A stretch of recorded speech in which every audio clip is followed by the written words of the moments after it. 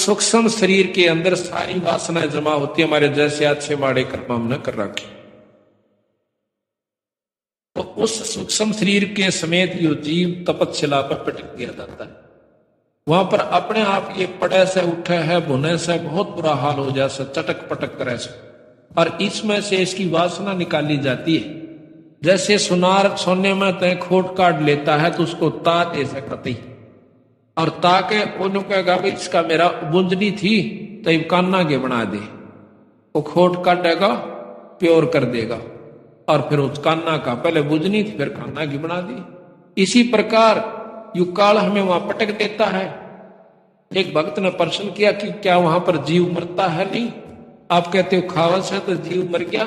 एक तरफ कहते हैं कि जीव अमर है, जीव मरता नहीं, जीव अमर है। सोना खत्म नहीं होता जब गर्म किया जा सकता, उसमें से वो निकाल दी जाती है वासना, और वो फिर दोबारा उसका कुत्ता गधा बना दिया जाता है इस जीवात्मा का, के ऊपर आवरण दूसरा आवरण दे दिया जाता है। इसी प्रकार ये जो वासना बच गई उस वासना को यू काल खाता है। कैसे? इसने 84 लाख स्वाद बना रखे हैं अपने। जिस भी योनि में जीव रहता है वो जैसे कर्म करता है वैसे ही उसमें गंध हो जाती है, वासना बढ़ जाती। कोई मांस खावा है तो मांस जैसी वासना अंतःकरण में सूक्ष्म शरीर के साथ वो प्रवृत्ति बनी रहे। शराब पीता शराब जैसी, क्रोधी है क्रोध जैसी, कामी है काम जैसी, वासना जैसी वजहों की तो उसमें अंतःकरण में जमा होती है। तो उनको वहां पर वासना काट के फिर उसका आनंद लेता है। अब देखो ना, जूस बना के पीवे बादाम का भी, बादाम रोगन बना लिया। अब बादाम कितना बड़ा पौधा से और उसको काट के इतनी गाटम गाड़ लिया। तो इसी प्रकार वो तो असली तत्व न खावस है, बाकी उसने भगा दिया, लाकड़ी ने कोई बाड़ो फलाना चीज के। तो फिर दोबारा इसका बीज द्वारा उसको बो दिया जाता है, कुत्ते गधे बना दिया जाता है। अपने माड़े कर्म स्वर्ग में, अच्छे कर्म स्वर्ग में, भुंडे कर्म नरक में, फिर कुत्ते गधे बनते जाओ। कड़ा तगड़ा ऋषि बन जाता है तो महास्वर्ग में बिठा दे से, जो कि चौथी मुक्ति का। इसी जगह घेर दे उसने, ना तो वह तड़ा सकते और ना तरले उठते फेंट सकते कि क्यों तो बता सकते। वो महास्वरूप कहलाता है। अपने कर्म ने वहां पर भोगते रहते हैं। जब ये चौथी मुक्ति हो जाती है उनकी, जब महाप्रलय होगी दोबारा फिर जीव रूप में आ जाएंगे, अपने कर्म भी भोगेंगे और भक्ति भी नहीं बढ़ेगी। तो इस प्रकार महाराज कहते हैं जो सतलोक में पहुंच गया तो जीवात्मा दोबारा, तो हमारे यानी आपकी पूरी मुक्ति हो जाएगी, फिर जन्म नहीं होगा इस गंदे स्थान पर। थे 2-3 घंटे हो गए सफर में, घंटा हरा हमने बताया उसको। फिर वो कहने लगा भैया एक बात तस है, चाल तो अपना सतलोक में कदे उड़ा जी ना लागे। मैं चोखा भाई कदे वहां मन ही ना लागे।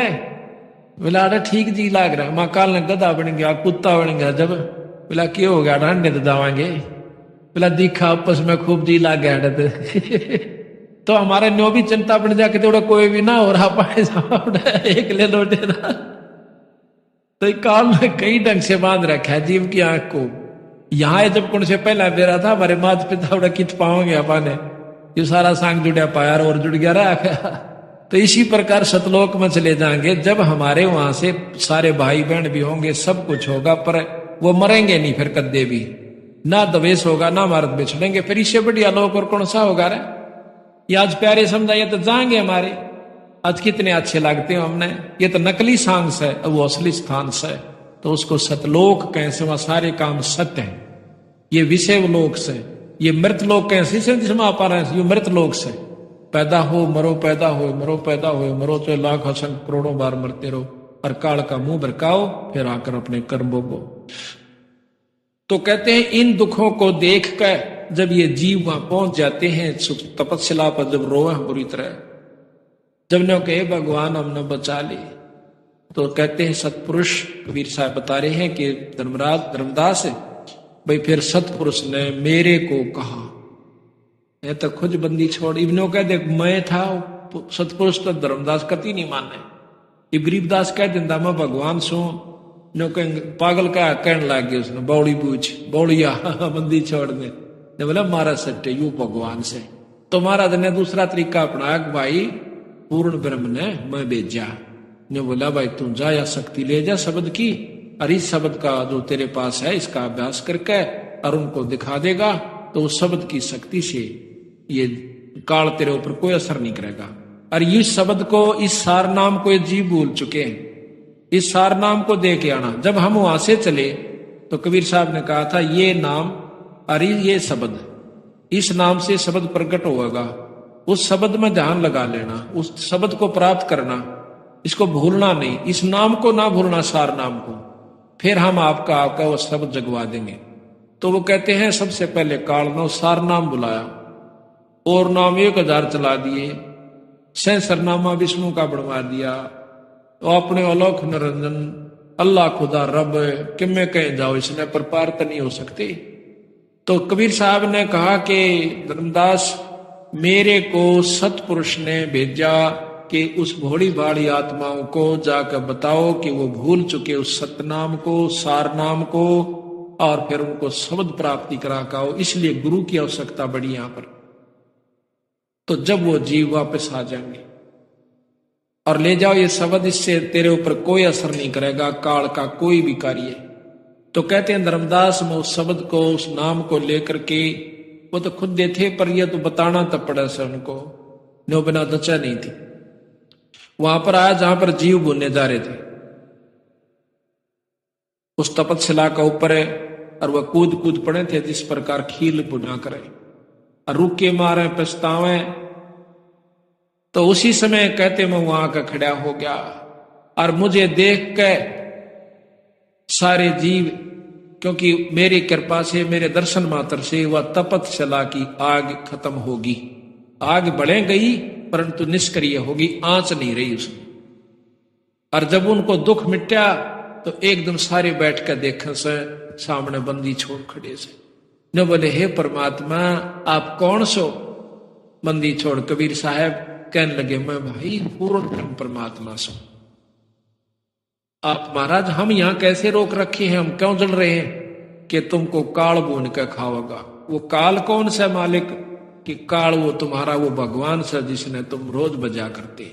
वो कौन? कि ज्योत निरंजन ब्रह्म और ब्रह्मा और विष्णु महेश, ये उसके 3 पुत्र हैं बेचारे। इनको तुम बजा करते, इनके बजने वाले भी आज देख लो यही लौट रहे। और निरंजन ब्रह्म के उपासक भी ये ऋषि जन पूछ ले योगियों से।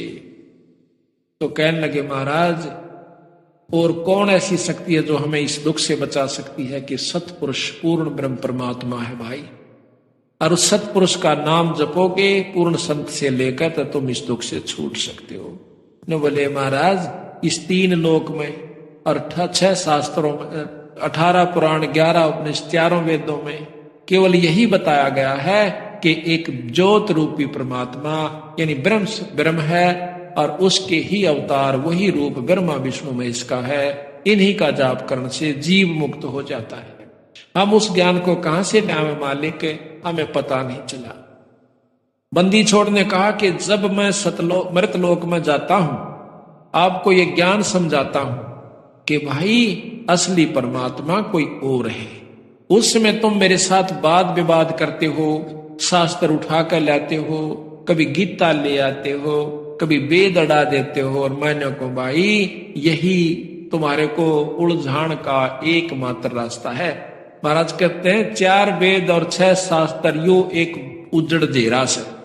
गरीबदास जी ने कहा तो उजड़ जेरा से जिसने तुम ठा के लिया करते थे। ने बोले महाराज जी हमने बचा लो अकना, ईब नहीं बचा सकता क्योंकि इसने हमारे से प्रण दे रखा है। भाई जोर करूं तो मेरा शब्द नसाई। तुम जाकर के जब स्मृत मंडल में मनुष्य शरीर मिल जा और मेरा हंस आपको आकर कोई संत अपना सतमार्ग दर्शन करे, उनसे नाम लेकर सार शब्द और अपना गोली हो आई। और भाई जब मृत मंडल धारो जब देहा तब तुम करना मेरे शब्द स्नेहा। जब तुम मेरे शब्द पर विश्वास कीजिए और उस पर पूरा प्रेम करिए तो तुमने यहां से मैं छुटवा सकता हूं। अरे जोर जबरदस्ती नहीं कर सकता। वो अपना ज्ञान देवा से काल, हम अपना ज्ञान देवांगे। अब इसके बाद आपको अब चाय हो कसमें हो गया है इसके बाद पूरी डिटेल बहुत सुथरे ढंग से आपको समझावांगे और बंदी छोड़ की तर्क वेदी फिर आपको दिखावांगे, पढ़कर आपका कलेजा खड़ा हो जाएगा कि कहाँ उड़ जा रखा है जीव को।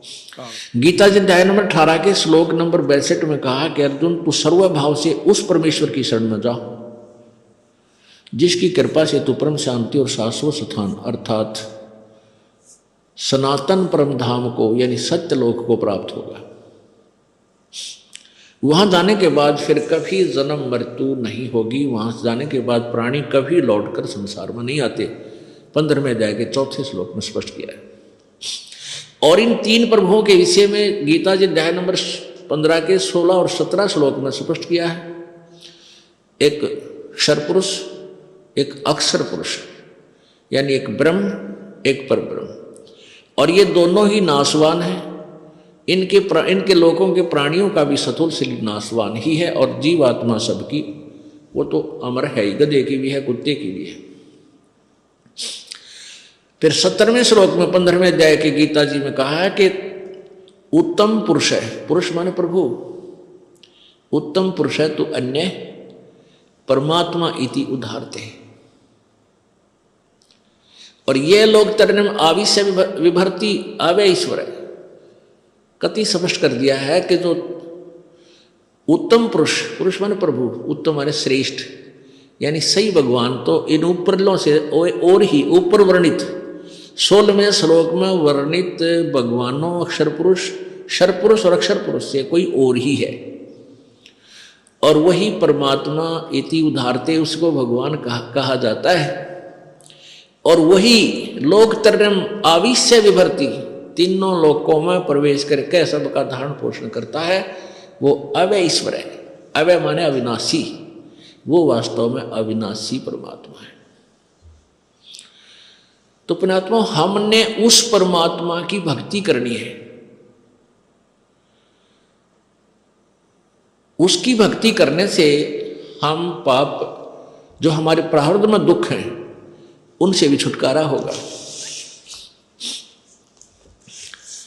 हमारे जो प्रारब्ध में दुख हैं उनसे भी हमारा छुटकारा होगा, क्योंकि मासा घटे न चल बध वेद न लिखे जो लेख, सच्चा सतगुरु मेट करे ऊपर मारे मेखे। कहते हैं मासा घटे न चल बध विद्ना लिखे जो लेख,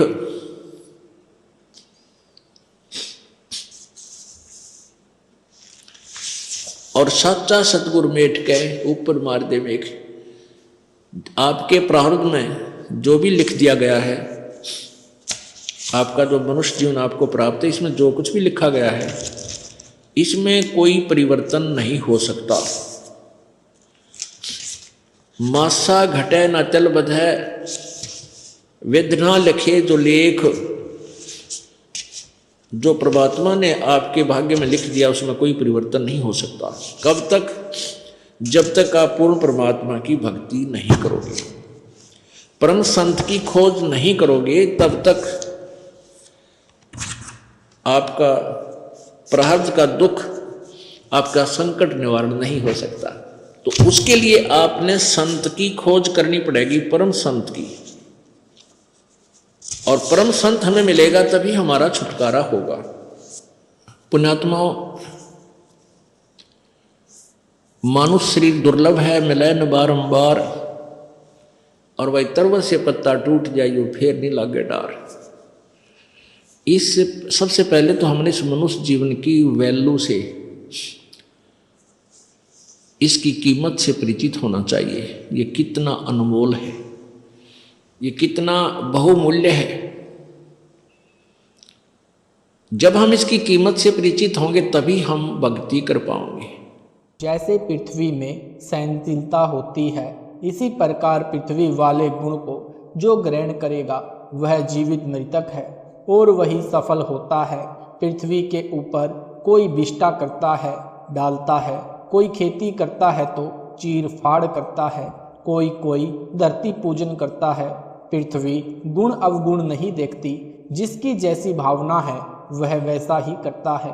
यह विचार करके धरती विरोध न करके सुखी रहती है। भावार्थ है कि जैसे जमीन सहनशील है वैसे ही भक्त संत का स्वभाव होना चाहिए। चाहे कोई गलत कहे कि यह क्या कर रहे हो, यानी अपमान करे, चाहे कोई सम्मान करे, अपने उद्देश्य पर दृढ़ रहकर भक्त सफलता प्राप्त करता है। उख यानी ईख यानी गन्ने का दृष्टांत। जैसे किसान ईख बीजता है, उस समय गन्ने के एक एक फुट के टुकड़े करके धरती में दबा देता है। ईख गन्ना बनने के पश्चात कोल्हू में पीड़ा जाता है, फिर रस को कड़ाहे में अग्नि की आंच में उबाला जाता है, तब गुड़ बनता है। यदि अधिक ताव गन्ने के रस को दिया जाता है तो वह खांड बन जाता है, जो गुड़ से भी स्वादिष्ट होती है, और अधिक ताव देने से चीनी बन जाती है, और भी अधिक गर्म किया जाता है तो मिश्री बन जाता है, फिर मिश्री से कंद बन जाता है। परमेश्वर कबीर जी ने कहा है कि हे धर्मदास, इस प्रकार यदि शिष्य भक्ति मार्ग में कठिनाइयां सहन करता है तो उतना ही परमात्मा का प्रिय बहुमूल्य होता चला जाता है।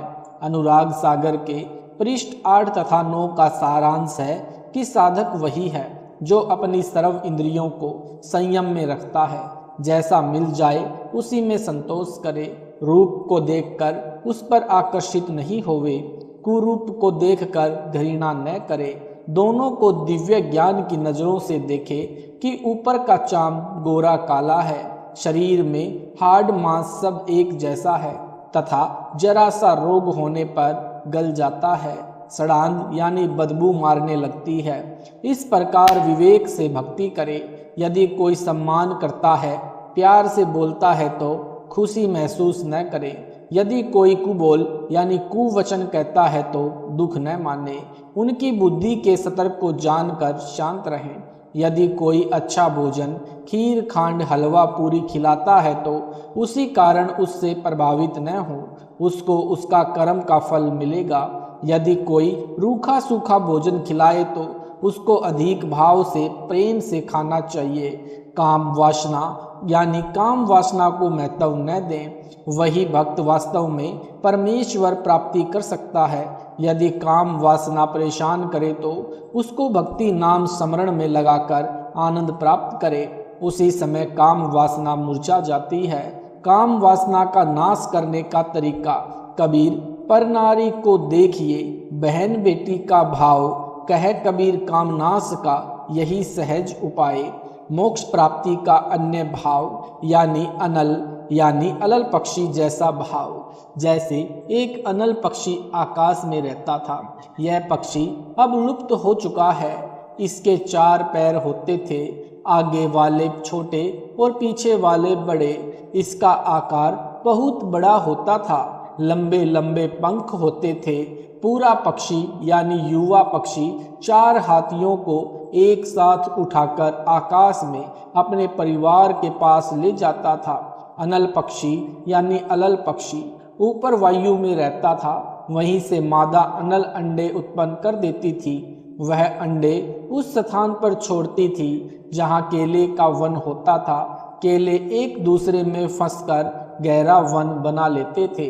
हाथियों का झुंड यानी समूह यानी सैकड़ों हाथी भी केले के वन में रहते थे, क्योंकि हाथी केले के पेड़ खा जाता है तथा केले के पेड़ों पर ही लेट जाता है, मस्ती करता रहता है।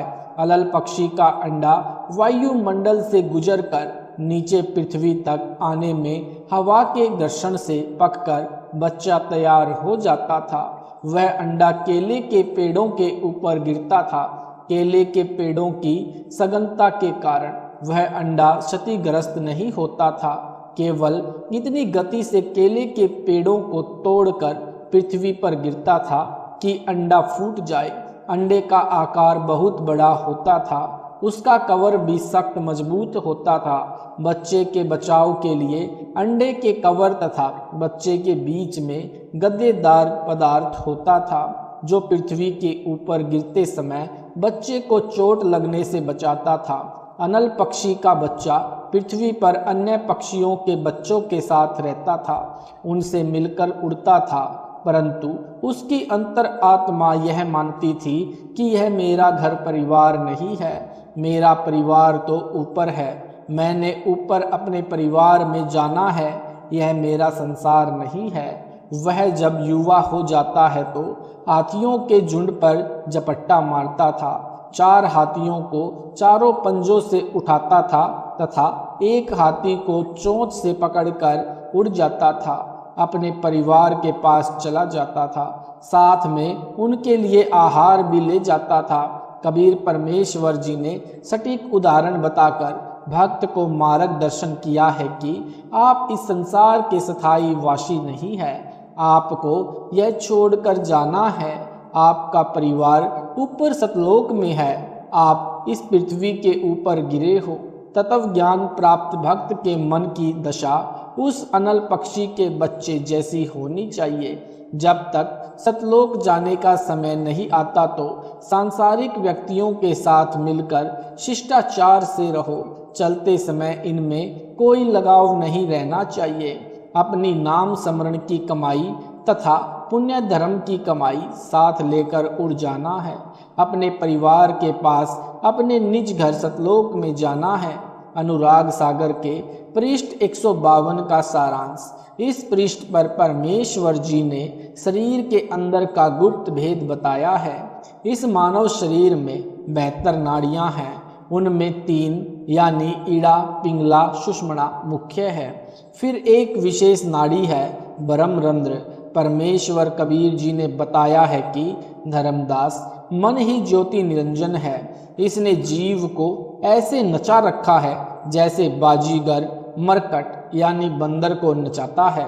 इस शरीर में 5 तत्व, 25 प्रकृति तथा 3 गुण काल के 3 एजेंट है। जीव को धोखे में रखते हैं। इस शरीर में काल निरंजन तथा जीव दोनों की मुख्य भूमिका है। काल निरंजन मन रूप में सब पाप करवाता है, पाप जीव के सिर रख देता है। अनुराग सागर के पृष्ठ 153 का सारांश।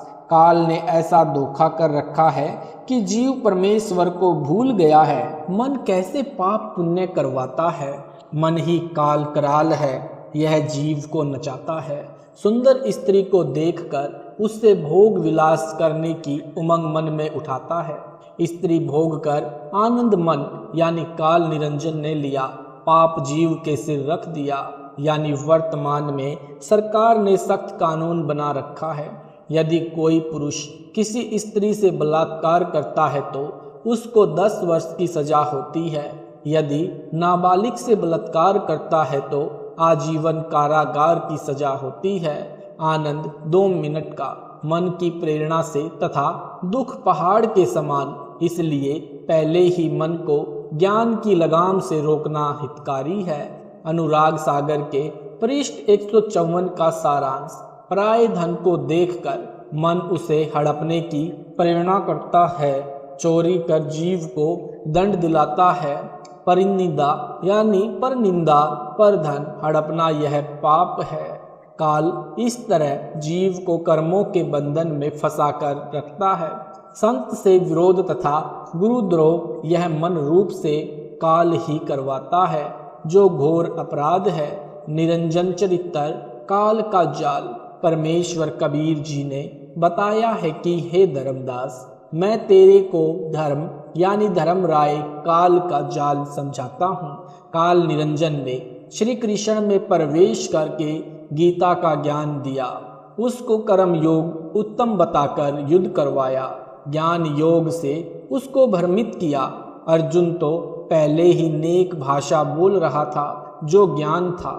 कह रहा था कि युद्ध करके अपने ही कुल के भतीजे, भाई, साले ससुर, चाचे ताऊ को मारने से अच्छा तो भीख मांगकर निर्वाह कर लेंगे। मुझे ऐसे राज्य की आवश्यकता नहीं जो पाप से प्राप्त हो। उसको डरा धमकाकर युद्ध करवाकर नरक का भागी बना दिया।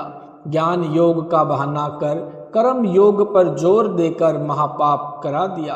अनुराग सागर के पृष्ठ 155 का सारांश। धर्मदास जी ने प्रश्न किया कि हे प्रभु, आपने काल जाल समझाया, अब यह बताने की कृपा करें कि जीव को आपकी प्राप्ति के लिए क्या करना चाहिए। सतगुरु यानी कबीर वचन, भक्त के 16 आभूषण यानी 16 गुण। परमेश्वर कबीर जी ने कहा कि हे धर्मदास, भवसागर यानी काल लोक से निकलने के लिए भक्ति की शक्ति की आवश्यकता होती है। परमात्मा प्राप्ति के लिए जीव में 16 लक्षण अनिवार्य है। इनको आत्मा के 16 सिंगार यानी 16 सिंगार आभूषण कहा जाता है। नंबर 1 ज्ञान, विवेक, सत्य, संतोष, प्रेम भाव, धीरज, निर्दोषा यानी धोखा रहित। नंबर 8 दया, क्षमा, शील, निष्कर्मा, त्याग, बैराग, शांति, निज धर्मा, भक्ति कर निज जीव उबारे, मित्र सम सबको चित धारे।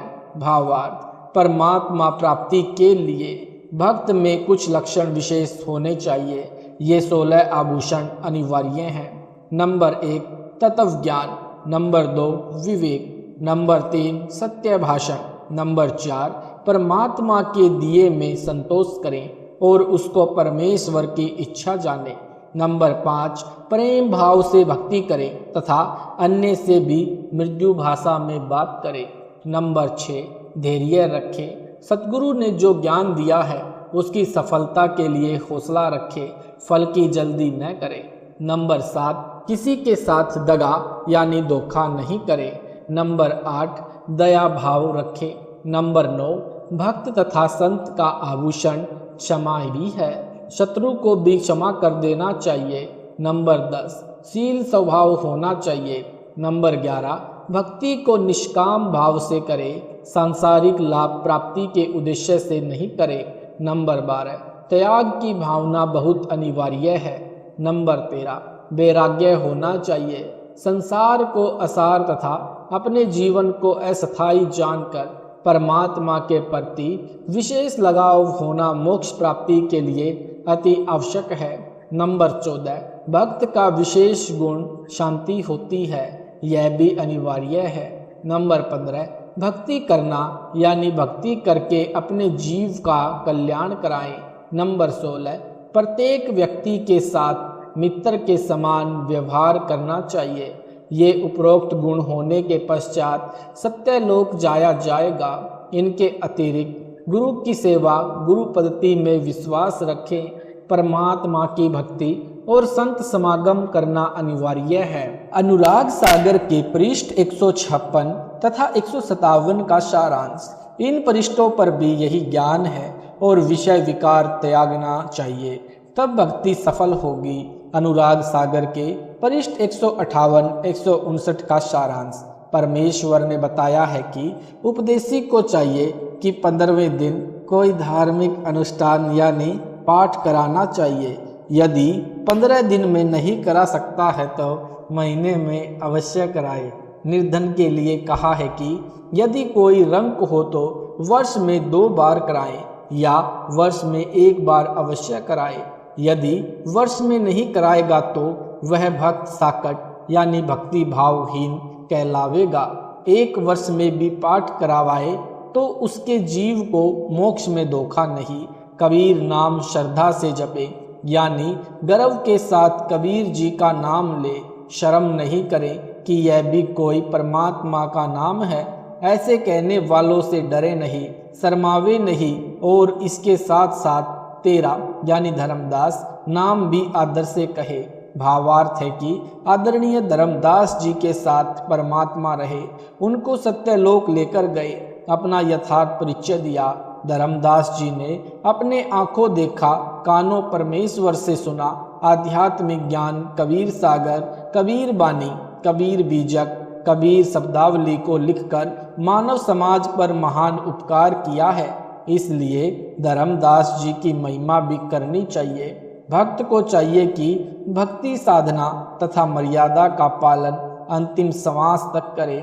जैसे शूरवीर युद्ध के मैदान में या तो मार देता है या स्वयं वीर गति को प्राप्त हो जाता है, वह पीछे कदम नहीं हटाता। संत तथा भक्त का रंग क्षेत्र भक्ति मंत्र जाप तथा मर्यादा है। जो शिष्य गुरु से विमुख हो जाता है, नाम खंडित कर देता है, तो स्वाभाविक ही वह गुरु में कुछ दोष निकालेगा, जिस कारण से नरक में अग्नि कुंड में गिरेगा।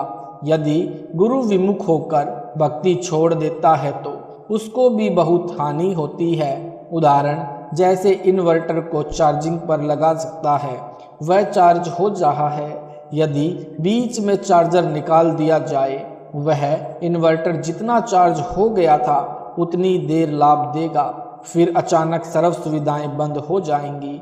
इसी प्रकार उस शिष्य की दशा जाने। गुरु शरण में रहकर मर्यादा में रहते हुए जितने दिन भक्ति की वह शक्ति आत्मा में जमा हो गई, उतनी आत्मा चार्ज हो गई। जिस दिन गुरु जी से विमुख हो गया, उसी दिन से भक्ति की शक्ति आनी बंद हो जाती है। यदि गुरु विमुख यानी गुरु से विरोध करके गुरु त्याग देना, यानी गुरु विमुख होकर भी उसी गुरु द्वारा बताई गई साधना मंत्र आदि करता है तो कोई लाभ नहीं होता। जैसे बिजली का कनेक्शन कट जाने के पश्चात पंखे, मोटर, बल्ब के स्विच यानी बटन दबाते रहो, न पंखा चलेगा न बल्ब जलेगा। यही दशा गुरु विमुख साधक की होगी, फिर नरक का भागी होगा। कबीर परमेश्वर जी ने कहा है कि कबीर मानुष जन्म पाकर खोवै, सतगुरु विमुखा युग युग रोवै। कबीर गुरु विमुख जीव कतहु न बचै, अग्नि कुंड में जर बर नाचै। कोटि जन्म विस्तर को पावै, विष ज्वाला सही जन्म गमावै। बिष्टा माही कर्मी जन्म दरी, कोटि जन्म नरक ही पर ही। भावार्थ, गुरु को त्याग देने वाला जीव बिल्कुल नहीं बचेगा। नरक स्थान पर अग्नि के कुंडों में जल बल यानी उबल उबल कर कष्ट पाएगा, वहां अग्नि के कष्ट से नाचेगा, यानी उछल उछल कर अग्नि में गिरेगा। फिर करोड़ों जन्म विषधर यानी शरप की जूनी यानी शरीर प्राप्त करेगा। शरप के अपने अंदर के विष की गर्मी बहुत परेशान करती है।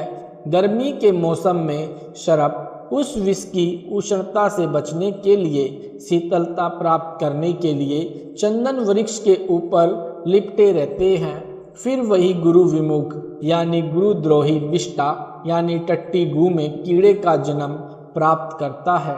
इस प्रकार गुरु से दूर गया प्राणी महाकष्ट उठाता है। यदि गुरु नकली है तो उसको त्याग कर पूर्ण गुरु की शरण में चले जाने से कोई पाप नहीं लगता। कबीर गुरु दयाल तो पुरुष दयाल, जेहि गुरु वर्त छुए नहीं काल। भावार्थ, हे धर्मदास, यदि गुरु शिष्य के प्रति दयाल है यानी गुरु के दिल में शिष्य की अच्छी छवि है, मर्यादा में रहता है, तो परमात्मा भी उस भक्त के ऊपर प्रसन्न है। अन्यथा उपरोक्त कष्ट शिष्य को भोगने पड़ेंगे। पृष्ठ नंबर 160 का सारांश। इस पृष्ठ पर कुछ गुरु महिमा है तथा कोयल की चाणक्य नीति का ज्ञान है। काल का जीव सतगुरु ज्ञान नहीं मानता। कोयल काग का उदाहरण। कोयल पक्षी कभी अपना भिन्न घोंसला बनाकर अंडे बच्चे पैदा नहीं करती। कारण यह है कि कोयल के अंडों को कौवा खा जाता है। इसलिए कोयल को ऐसी नीति याद आई कि जिससे उसके अंडों को हानि न हो सके। कोयल जब अंडे उत्पन्न करती है तो वह ध्यान रखती है कि कहाँ पर कौवी ने अपने घोंसले में अंडे उत्पन्न कर रखे हैं, जिस कारण कौवी पक्षी भोजन के लिए दूर चली जाती है, तो पीछे से कोयल उस कौवी के घोंसले में अंडे पैदा कर देती है और दूर वृक्ष पर बैठ जाती है। यह आसपास रहेगी। जिस समय कोई घोंसले में आती है तो वह 2 के स्थान पर 4 अंडे देखती है। वह नहीं पहचान पाती कि तेरे अंडे कौन से हैं, अन्य के कौन से हैं। इसलिए वह चारों अंडों को पोषण करके बच्चे निकाल देती है। कोयल भी आसपास रहती है। अब कोयल भी अपने बच्चों को नहीं पहचानती है, क्योंकि सब बच्चों का एक जैसा रंग होता है। जिस समय बच्चे उड़ने लगते हैं तब कोयल निकट के अन्य वृक्ष पर बैठकर कुहू कुहू की आवाज लगाती है। कोयल की बोली कोयल के बच्चों को प्रभावित करती है। कौवे वाले मस्त रहते हैं। कोयल की आवाज सुनकर कोयल के बच्चे उड़कर कोयल की ओर चल पड़ते हैं। कोयल कुहू कुहू करती हुई दूर निकल जाती है। साथ की कोयल के बच्चे भी आवाज से प्रभावित हुए कोयल के पीछे पीछे दूर चले जाते हैं। कोवी विचार करती है कि ये तो गए सो गए, जो घोंसले में है उनको संभालती हूँ कि कहीं कोई पक्षी हानि न कर दे। यह विचार करके कोवी लौट आती है। इस प्रकार कोयल के बच्चे अपने कुल परिवार में मिल जाते हैं। परमेश्वर कबीर जी ने धर्मदास जी को समझाया कि हे धर्मदास, तेरा पुत्र नारायण दास काग यानी काल का बच्चा है, उसके ऊपर मेरे प्रवचनों का प्रभाव नहीं पड़ा। आप दयाल यानी करुणामय सत्पुरुष के अंश हो, आपके ऊपर मेरी प्रत्येक वाणी का प्रभाव हुआ और आप खींचे चले आए। काल के अंश नारायण दास पर कोई असर नहीं हुआ। यही कहानी प्रत्येक परिवार में घटित होती है। जो अंकुरी हंस यानी पूर्व जन्म के भक्ति संस्कारी, जो किसी जन्म में सतगुरु कबीर जी के सत्य कबीर पंथ में दीक्षित हुए थे परंतु मुक्त नहीं हो सके, वे किसी परिवार में जन्मे हैं। सतगुरु कबीर जी की वाणी सुनते ही तड़फ जाते हैं। आकर्षित होकर दीक्षा प्राप्त करके शिष्य बनकर अपना कल्याण कराते हैं। उसी परिवार में कुछ ऐसे भी होते हैं जो बिल्कुल नहीं मानते। अन्य जो दीक्षित सदस्य हैं उनका भी विरोध तथा मजाक करते हैं। वे केवल काल के अंश हैं। वे भी नारायण दास की तरह काल के दूतों द्वारा प्रचलित साधना ही करते हैं। पृष्ठ 161 अनुराग सागर का सारांश। कबीर परमेश्वर ने कहा कि हे धर्मदास, जिस कारण शूरवीर तथा कोयल के सूत यानी बच्चे चलने के पश्चात पीछे नहीं मुड़ते, इसी प्रकार यदि कोई मेरी शरण में इस प्रकार धाए यानी दौड़कर सब बाधाओं को तोड़कर परिवार मोह छोड़कर मिलता है तो उसकी 101 पीढ़ियों को पार कर दूंगा। कबीर भक्त बीजक होए जो हंसा, तारू तास के 71 बंसा। कबीर कोयल सूत जैसे सूरा होई, यही विधि धाय मिले मोहे कोई। निज घर की सुरती करे जो हंसा, तारो तास के 71 वंसा। हंस यानी भक्त लक्षण। जो मनुष्य काग जैसी गंदी वृत्ति को त्याग देता है तो वह हंस यानी भक्त बनता है। काग यानी कौवा। जिन यानी निज स्वार्थ पूर्ति के लिए दूसरों का अहित करता है। किसी पशु के शरीर पर घाव हो जाता है तो कौवा उस घाव से नोच नोच कर मांस खाता है। पशु की आंखों से आंसू ढलकते रहते हैं।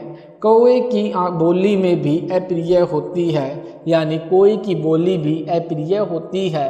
हंस यानी भक्त को चाहिए कि अपनी कोई वाला स्वभाव त्यागे, निज स्वार्थवश किसी को कष्ट न देवे, कोयल की तरह मृदु भाषा बोले। ये लक्षण भक्त के होते हैं। ज्ञानी यानी सत्संगी के लक्षण। सतगुरु का ज्ञान तथा दीक्षा प्राप्त करके यदि शिष्य जगत भाव में चलते हैं तो वह मूर्ख हैं। वह भक्ति लाभ से वंचित रह जाते हैं। वह भक्ति में आगे नहीं बढ़ पाते। वे सार शब्द प्राप्ति योग्य नहीं बन पाते। यदि अंधे व्यक्ति का पैर बिष्टे यानी टट्टी या गोबर पर रखा जाता है तो उसका कोई मजाक नहीं करता, कोई उसकी हंसी नहीं करता। यदि आंखों वाला यानी भक्त कठोर यानी गलत स्थान पर जाता है तो यानी परनारी गमन, चोरी करना, मर्यादा तोड़ना, वर्जित वस्तु तथा साधना का प्रयोग करना कठोर कहा है तो निंदा का पात्र होता है। सत साहिब जी, अगर आपको वीडियो अच्छा लगा तो वीडियो को लाइक करें, शेयर करें, कमेंट करें। हमारे चैनल को यूट्यूब पर सतलोक इन संत रामपाल जी महाराज चैनल को सब्सक्राइब जरूर करें। सत साहिब जी।